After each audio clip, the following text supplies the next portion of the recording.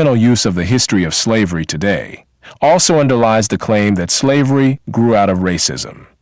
For most of its long history, which includes most of the history of the human race, slavery was largely not the enslavement of racially different people, for the simple reason that only in recent centuries has either the technology or the wealth existed to go to another continent to get slaves and transport them en masse across an ocean. People were enslaved because they were vulnerable, not because of how they looked. The peoples of the Balkans were enslaved by fellow Europeans, as well as by the peoples of the Middle East, for at least 6 centuries before the first African was brought to the Western Hemisphere. Before the modern era, by and large, Europeans enslaved other Europeans, Asians enslaved other Asians, Africans enslaved other Africans, and the indigenous peoples of the Western Hemisphere enslaved other indigenous peoples of the Western Hemisphere. Slavery was not based on race, much less on theories about race. Only relatively late in history did enslavement across racial lines occur on such a scale as to promote an ideology of racism that outlasted the institution of slavery itself. Wherever a separate people were enslaved, they were disdained or despised, whether they were different by country, religion, caste, race, or tribe. In East Africa, the Maasai were feared slave raiders, and other African tribes, either alone or in conjunction with Arabs, enslaved their more vulnerable neighbors. Because slavery played a crucial factor in their economy, it was basically the economic engine of the South. Black codes gave some rights to black people, like the ability to own property, get married, and bring lawsuits to court, but they also had severe restrictions. For example, black individuals were not allowed to testify against white people, serve on juries, or join state militias. The laws also forced black sharecroppers and tenant farmers to sign work contracts yearly with white landowners. If they refused, they could be arrested or hired out. Since they were denied education and fair wages during slavery, they had no choice but to rent land from their former white owners. These renters, known as sharecroppers, had to give a portion of their crops as rent to the landowner. Some former slaves managed to take land from their former masters right after the war ended, but federal troops returned the land to the white landowners soon after. The decade after the Civil War, freed black people fled the South in droves. In this search for true freedom, some of them ended up in Natchez, Mississippi, never to be seen again. Racist terrorism happened on a daily basis. There were disputes over contracts, etiquette, and even the tiniest things. A black person doesn't tip his hat to a white person, and suddenly, people start shooting each other. Organized groups, like the Ku Klux Klan, made life horrible for black people everywhere. Discrimination was rampant. Legal, commercial, social, you name it. Restaurants, hotels, and theaters were segregated. The Southern whites had no intention of seeing black people as human beings. In their eyes, they were just cheap labor. So, many blacks fled. By 1880, thousands of former slaves took part in what experts consider the first major migration of freed black people. But the soldiers from the South had other plans. They were angry and resentful that the people they considered property were now free, and creating refugee camps where former slaves could get an education. But as the war dragged on, the plan was never put into action. The leased plantations were poorly managed and often attacked by Confederate troops. Overnight, the population went up from 10,000 to around 120,000. Some reports indicate that in 1860, Natchez had a population of 6,612 people. That included 4,272 white residents, 2,132 slaves, and 208 free black people. But by 1870, the population had increased to 9,057, with 3,728 white residents and 5,329 black residents. Clearly, the number of black people outnumbered the whites. This raises the question, if around 110,000 to 120,000 black people arrived in Natchez around 1865, where did they all go by 1870? Sadly, many died right there. Unable to deal with the rise in population, the city turned to the troops still lingering from the war to devise a cruel and effective solution. They made a decision to construct a camp for the freed black slaves at Devil's Punch Bowl. The troops designed an enclosed area and didn't allow the black people to leave. All the praises and the honor goes to Yahweh Bahashem, Yahweh Shai Bahashem, Recha Ha-Kodash, and double honors to the elder apostles and elder bishops of Great Millstone. Honors as well to you, brethren, Shalom to you few sisters, and shalom to the hopefully elect. Peace to you. I want to touch in this video right here where a lot of black people, as from the first clip, has been doing a lot of responses and shocked and having issues believing that other people were enslaved. Let me just say that. So it's a shock to them because they were only taught that it was so-called blacks, okay, that's slaves or were slaves. And then the comment board says, see, we're all equal. We all went through the same thing. We're all slaves. Except when you got the white skin, you know, you get a lot of benefits from that. But let me go to the original video, what it was titled. It's titled, Facts About Facts About Slavery Never Mentioned in School. Now, school is not going to mention the correct things anyway. They're not going to tell you true history. So I don't know why this title is this, because as I put in the other clips, there's a lot of things in our slavery that is not even mentioned in school. Right? So before we decide to say, okay, everybody was enslaved, right? Now, when you look at slavery, slavery was a common thing anyway. Even when you go into biblical times, when a nation took down another nation, this man said it has nothing to do with nations, right?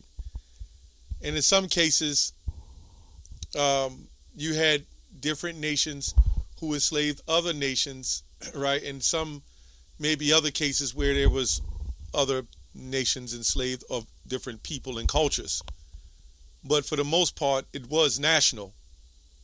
What this man is not mentioning is just because you almost look like the same people don't make you the same people, right? There's a tribes of Africa who enslaved other tribes of Africans, right? There was tribes of the nations who kind of enslaved other tribes of the nations.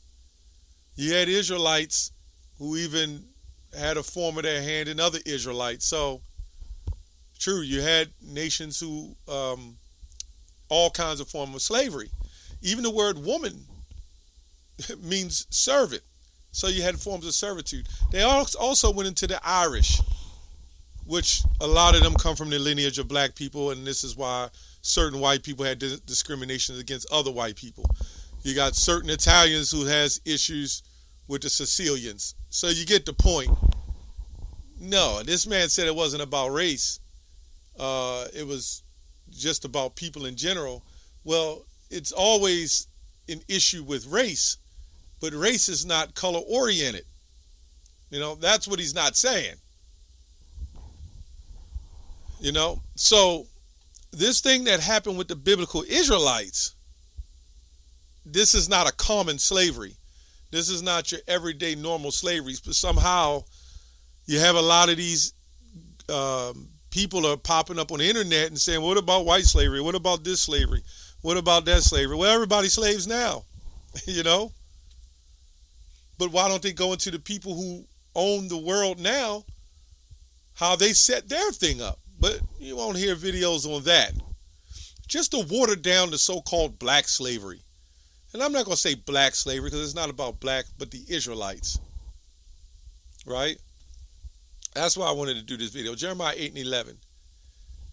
For they have healed the hurt of the daughter of my people slightly, saying peace, peace, when there is no peace. We're the only people on the planet, blacks, Latinos, so-called Native Americans, who have been robbed of a history, spoiled. Jeremiah 17:4, discontinued from an heritage.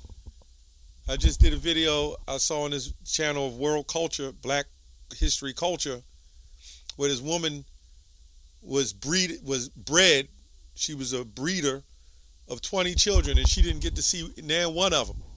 You know, every last one of her children was taken away, right? What about those slave ships? The white man didn't want to get on the slave ship because he was dying. You mean to tell me he's not going to have some form of profit in that? Now, granted, our people in Europe and certain parts of the world had some form of power. because it was business. But what this man has done, right? And you know what I mean by this man has done is far beyond slavery. What you did to the children of Israel. The castration, the cutting off of women's, castrating women too, their breast, and the Native Americans chopping their heads off and using them for soccer balls, where you get soccer from, so to speak. The casting the lots, Joel the 3rd chapter. Okay, so it was various other sick and wretched things that this man has done that has spoiled us to the day. Who benefited from it or who suffered from it?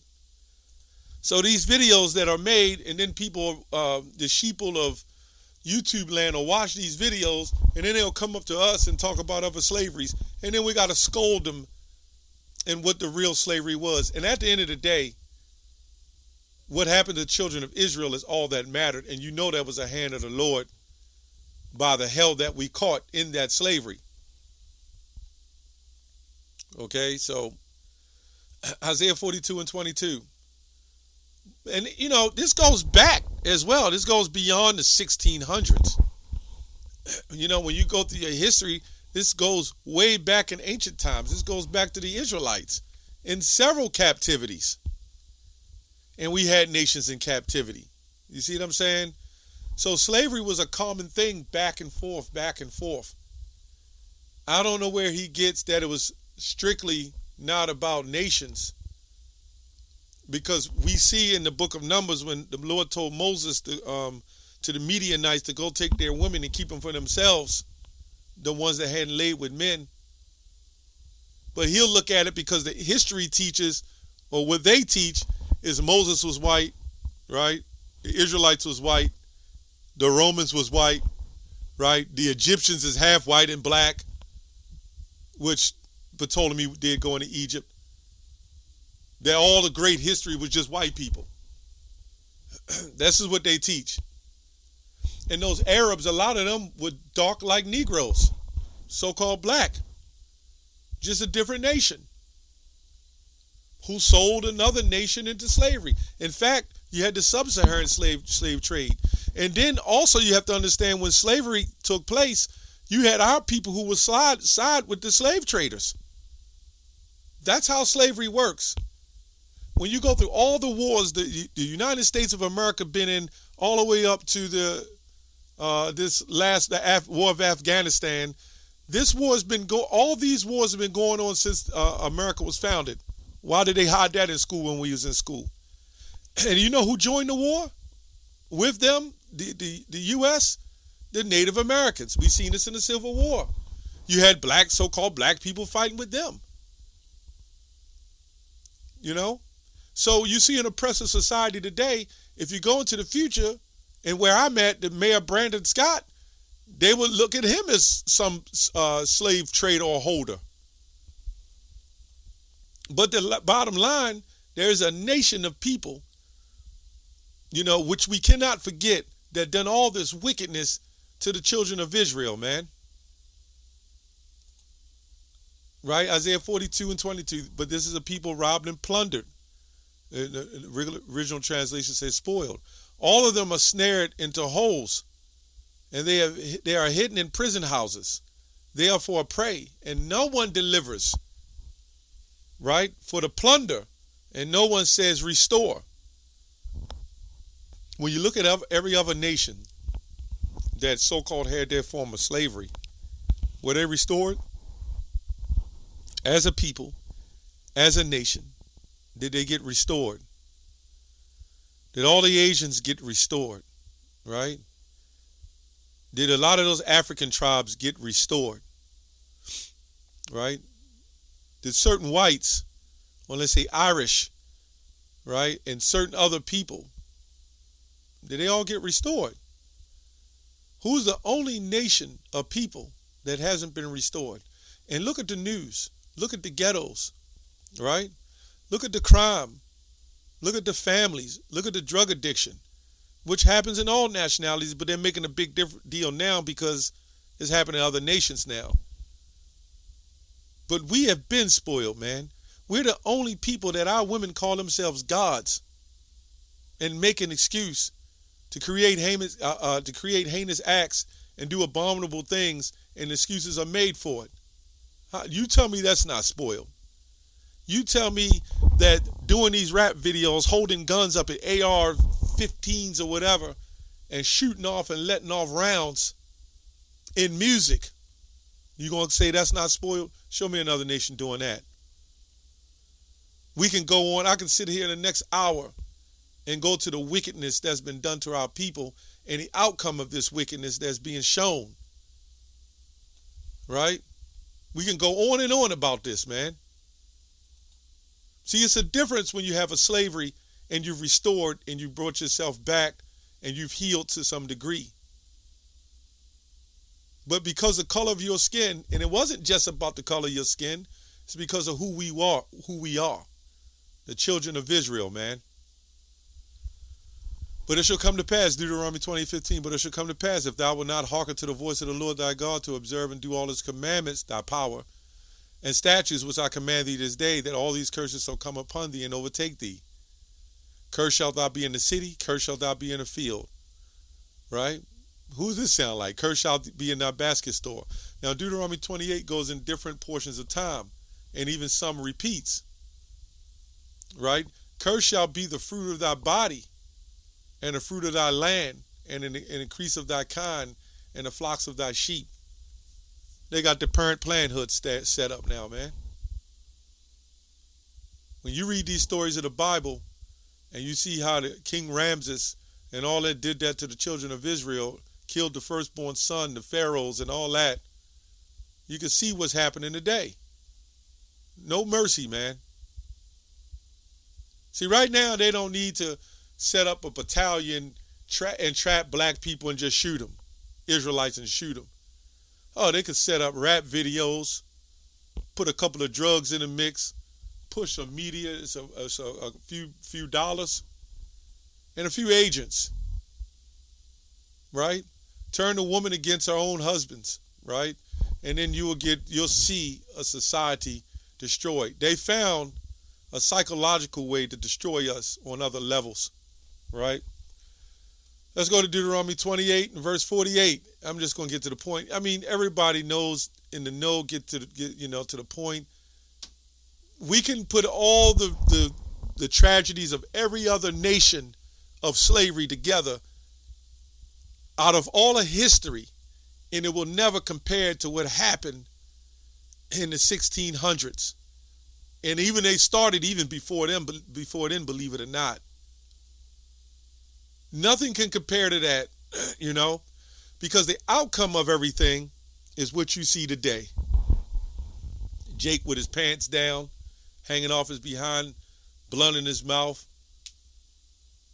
The elderly wearing provocative things, and everything is just way out of control, man. See, they don't need to shoot you anymore. They shooting you other ways now. We know what happened in the last couple of years. And Jake dropping, man. Verse 48, right? Therefore shalt thou serve thine enemies, which the Lord shall send against thee, a hunger and thirst and a nakedness, and one of all things. And he shall put a yoke of iron upon thy neck until he have destroyed thee. We understand what that is. That's self-explanatory. Again, there is no way you can compare any of these so-called servitudes, let me say that, or forms of slavery to this torture, this chattel slavery that we endured, man, and still have the repercussions of this, enduring the repercussions of that slavery to this day. If there's any of people that's spoiled and broken, it's the Israelites. And people are in so much denial that they will claim that they're gods and they're queens and they're the greatest people on the planet, right? And they're not in slavery anymore. But it's not your face on the money, right? At the end of the day, All those white people, them Asians, as you see U.S. and China, they got it all hooked up, right? Russia, the Middle East, right? They got it all hooked up, man. What about us, man? That's who you know the children of Israel, who they are. And the Lord shall bring thee into Egypt again with ships, by the way whereof I spake unto thee.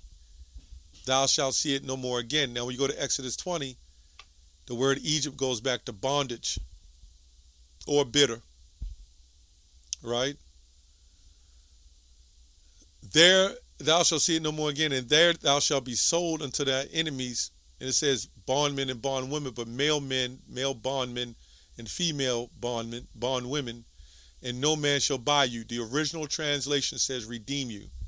But of course, in certain translations, it said you shall offer yourselves up because of mistranslations in the Hebrew writing. But when you go to the original text, and even in the older Bibles, it says redeem you. Buy never meant like what you mean today. Or an example, it does, which basically means beside you, right? Meaning no man shall save you or redeem you or bring you back. As I said earlier, like every other nation has been brought back and redeemed, right? You had the UN and NATO and everything else is set up for all nations, not us.